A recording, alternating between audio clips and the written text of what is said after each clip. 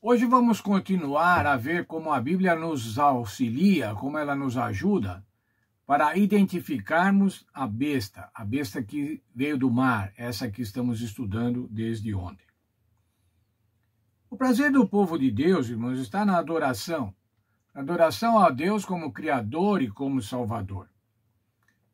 Essa adoração se manifesta em obediência por amor, lealdade, fidelidade, adoração.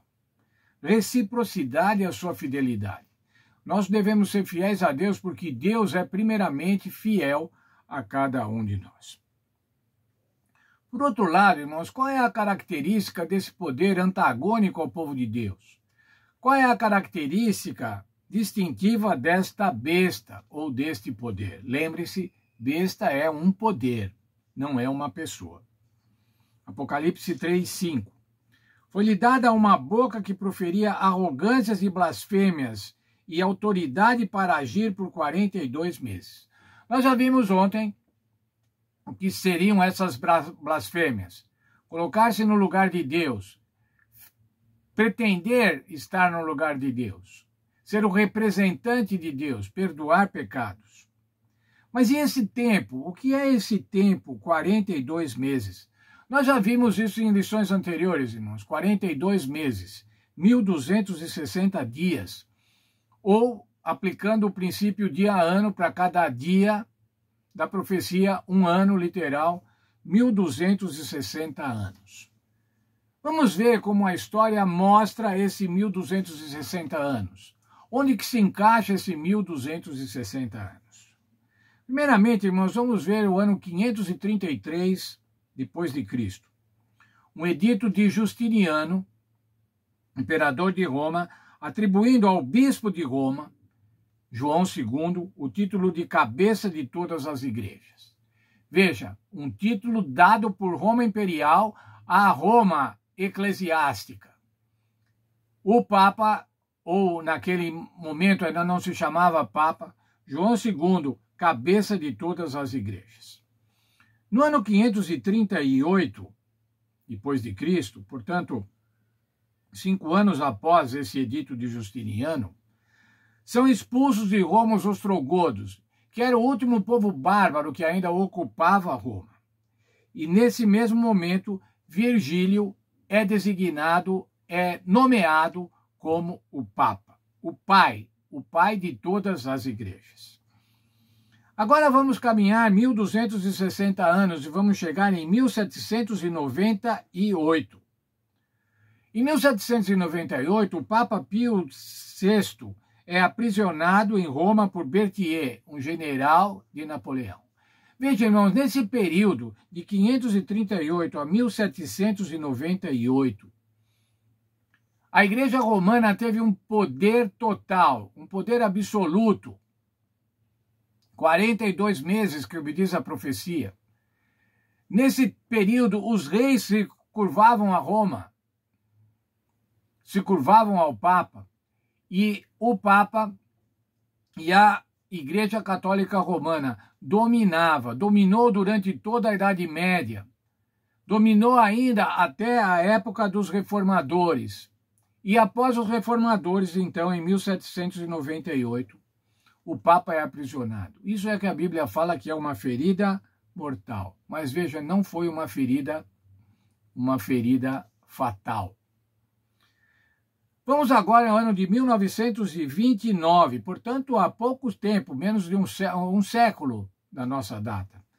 A cura da ferida mortal, conforme Apocalipse 13:12, diz que essa ferida seria curada. Nessa data, aconteceu o Tratado de Latrão. O Tratado de Latrão entre o Reino da Itália e o Vaticano. Entre Mussolini, representando o Reino da Itália, e Pio XI, representando o Vaticano. O que aconteceu nesse tratado foi dada a soberania ao Estado do Vaticano. Foi criado o Estado do Vaticano como um país autônomo, um país independente. Veja então, irmãos, o texto da nossa lição. Hoje, os líderes mundiais dão boas-vindas ao pontífice como embaixador da Igreja de Roma. e o visitam regularmente no Vaticano. Em um mundo de instabilidade sem precedentes, o cenário está sendo preparado para que o Pontífice Romano se torne o aclamado líder moral no mundo que pode unir as pessoas. Veja, irmãos, hoje as pessoas não confiam mais nos políticos. Tanta corrupção, tantos desmandos. Quando a humanidade quiser se unir em torno de alguém que tenha um comprometimento moral, esse alguém vai ser a liderança do Papa, que tem atrás de si toda a tradição da Igreja Romana. Veja ainda, continuando aqui.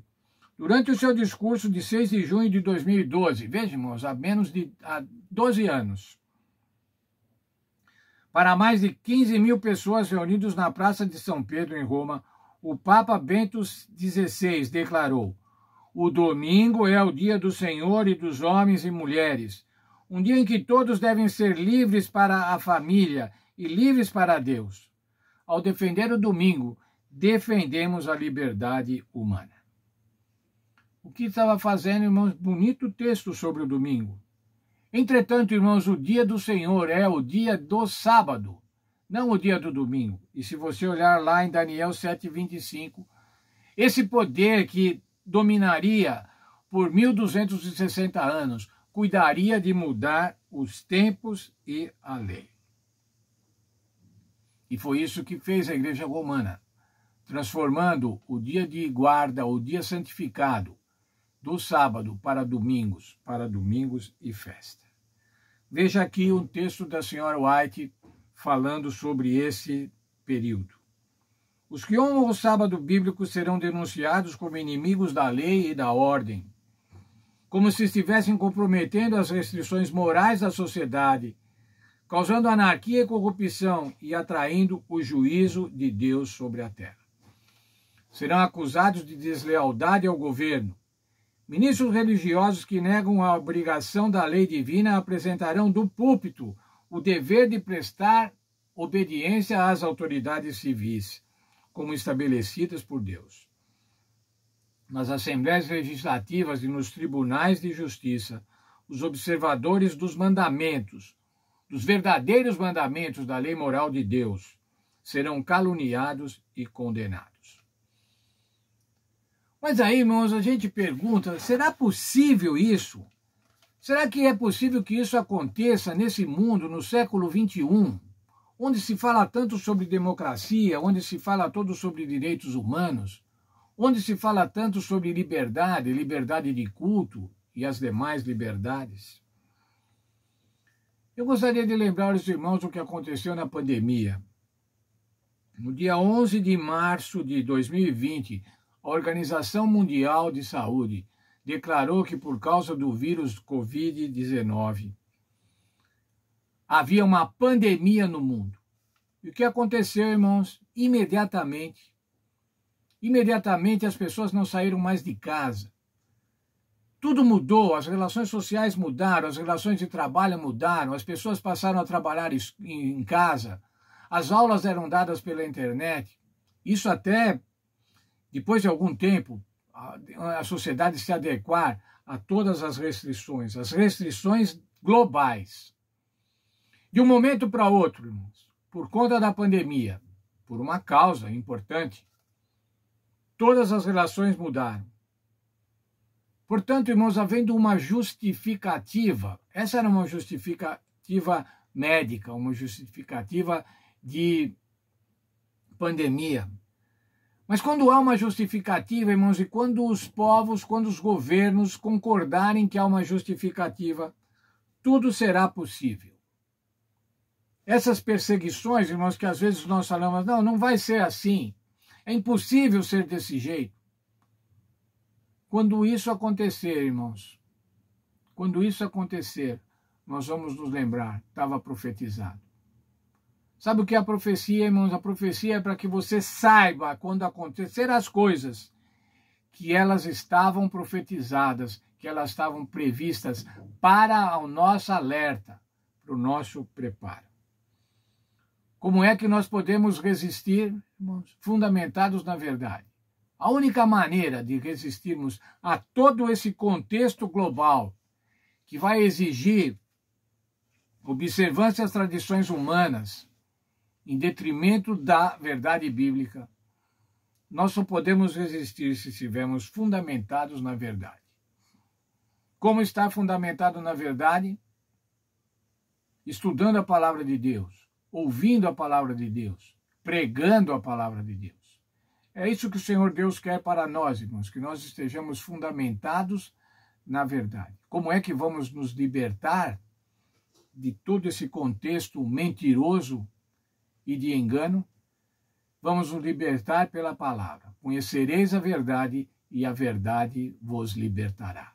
Que Deus nos ajude para que a gente possa conhecer a verdade, para que ela nos liberte dos enganos presentes e dos enganos futuros preparados por Satanás.